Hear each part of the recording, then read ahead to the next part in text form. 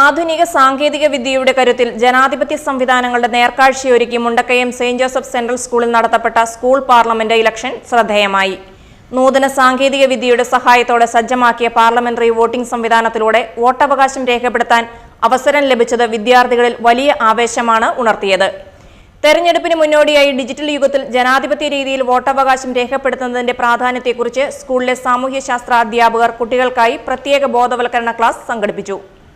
സ്കൂളിലെ വിവിധ ഭാഗങ്ങളിലായി ക്രമീകരിച്ച പോളിംഗ് ബൂത്തുകളിൽ 3ാം ക്ലാസ് മുതൽ 12ാം ക്ലാസ് വരെയുള്ള വിദ്യാർത്ഥികൾ രാവിലെ 10 മണി മുതൽ വോട്ട് രേഖപ്പെടുത്തി തുടങ്ങി.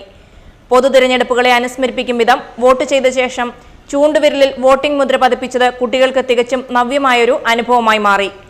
ഏറ്റവും വലിയ ജനാധിപത്യ രാജ്യത്താണ് നമ്മൾ താമസിക്കുക. ഇന്ന് സെന്റ് ജോസഫ് സെൻട്രൽ സ്കൂളിൽ സ്കൂൾ പാർലമെന്റ് ഇലക്ഷൻ നടക്കുകയാണ്. കുട്ടികളിൽ ജനാധിപത്യ ബോധവും അതോടൊപ്പം തന്നെ ലീഡർഷിപ്പ് ക്വാളിറ്റിയും വർദ്ധിപ്പിക്കുക എന്ന ലക്ഷ്യത്തോടു കൂടിയാണ് സെന്റ് ജോസഫ് സെൻട്രൽ സ്കൂളിൽ ഈ ഒരു ഇലക്ഷൻ നമ്മൾ ക്രമീകരിച്ചിരിക്കുന്നത്. ഈ വർഷവും ഈ വോട്ടിംഗ് ആണ് സ്കൂളിൽ നടത്തപ്പെടുക.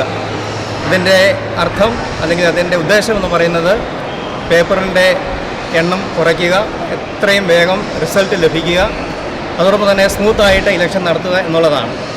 അപ്പോൾ കുട്ടികളിൽ നല്ല മൂല്യങ്ങൾ വളർത്തുവാനായിട്ട് പ്രത്യേകിച്ച് പാർലമെൻറ്റ് രീതിയിലുള്ള ഇലക്ഷൻ നടത്തുമ്പോൾ ജനാധിപത്യ ബോധം കുഞ്ഞുങ്ങളിലേക്ക് വളരുന്നു എന്നുള്ള വലിയ ഉദ്ദേശം ഈ സ്കൂള് ലക്ഷ്യം വയ്ക്കുന്നത്.